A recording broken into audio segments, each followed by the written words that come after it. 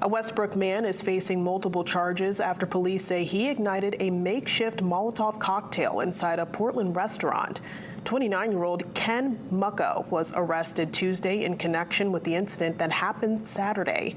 Portland police say investigators determined that Mucko entered the restaurant carrying what appeared to be a makeshift Molotov cocktail and tried to ignite it in the restaurant.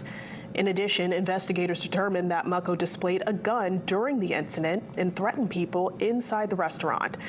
Police say he has been charged with criminal attempt to commit arson, reckless conduct with a dangerous weapon, illegal possession of a firearm, and terrorizing.